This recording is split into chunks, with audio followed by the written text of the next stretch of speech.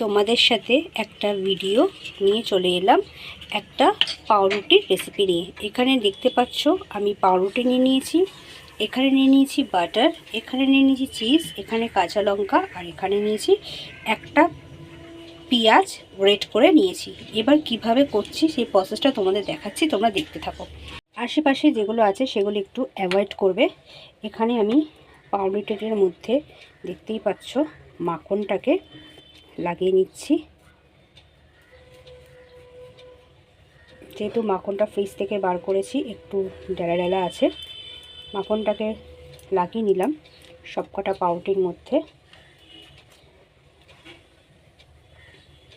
এটা আমি পাউরুটিটা আমি মাখন দিয়েই ভাজবো।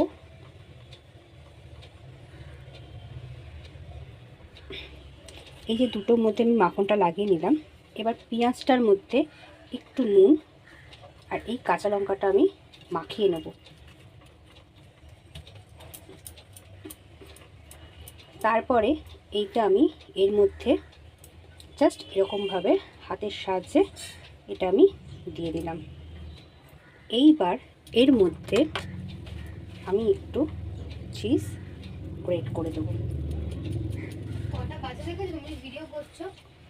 দাঁড়া, হয়ে গেছে আমার। তো এবার এই পাউরুটিটা আমি এর ওপর চাপা দিয়ে দেবো।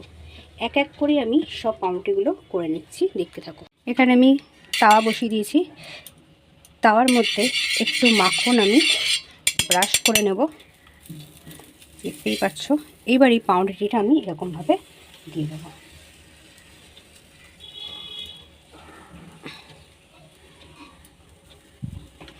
এক পিঠ হয়ে যাবে তখন আর এক পিঠ উল্টে দেবো।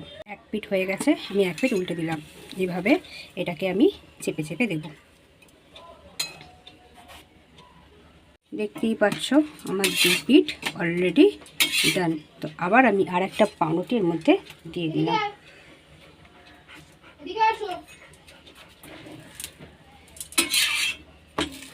এই এক এক করে আমি সব পাউরুটিগুলো এর মধ্যে দিয়ে দেবো। এই যে আমি এইগুলোকে জাস্ট কেটে নিয়েছি, এটা একটু পুড়ে গেছে, যাই হোক এটা আমি কেটে নিয়েছি, এইভাবে শেপ দিয়ে কেটে নিয়েছি। তো এটা বাচ্চাদের সকালবেলার টিফিন কমপ্লিট।